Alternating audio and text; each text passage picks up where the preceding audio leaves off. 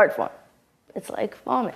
It just comes out. I don't know, kind of started writing just because I was frustrated about just like, I don't know. I was frustrated about being frustrated and really know what I was frustrated about. So I just started writing, figuring it out. How has coming to Directions helped me with making music? Everything, I guess.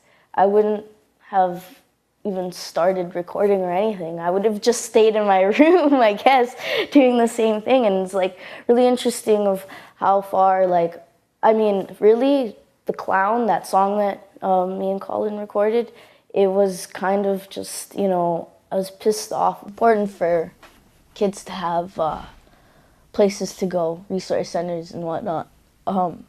Just for the simple fact that, I mean, not all kids have parents who can afford, you know, soccer lessons and this and that, you know. So I think at a small age for a kid to have a place to learn an activity. Resource center, the adults there, they know who I really am.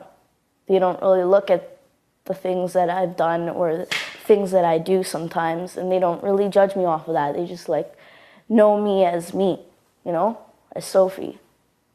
They don't really judge, so that's why it's community. I feel like that's my family. And for youth, I think in a community, to be able to just feel like you have a community to run to, or to know, you know, the kids around you and stuff, and just hang out and be able to have a place where you have adults that you know that care about you, watch your back in the community. That's a beautiful thing. I think it's one of the most important things. You want to have a strong, you know, community where, you know, you have respect and you have, you know, a sense of security. I think having a community center where kids could just feel like, you know, we're not kind of neglected or pushed aside, or they don't want, like, to actually feel welcome and be able to do stuff for your community, you know, instead of not having these places shut down and having taxpayers go with their money somewhere else and have these kids be like, well, fuck it, we're just gonna fuck around and not do anything in our community. Was this guy named Jehovah the Clown walking around laughing, having a blast? His face was frozen into a mask that could only smile,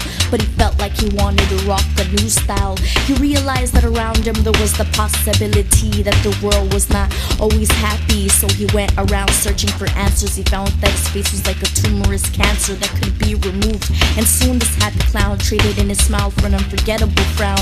It's when it happened he fell into a trance of unstoppable wickedness.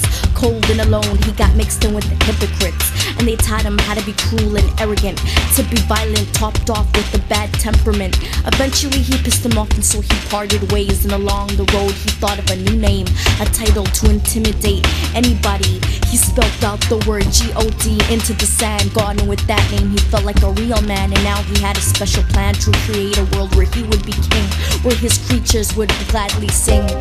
You are my Lord, you are my only. Please bless me with your glory, make me holy. Let me fight in your crusade to destroy anybody who ever steps in your way. He heard them loud and clear, and with a smirk on his face he looked down to this beautiful Saphir and said, I'm gonna make you climb, make you so high, make you look to the sky, make you stare into my tweaked out eyes, make you try to convince your lies, getting you to find a power that is so divine, getting you to be only mine, cause I am what you call the devil.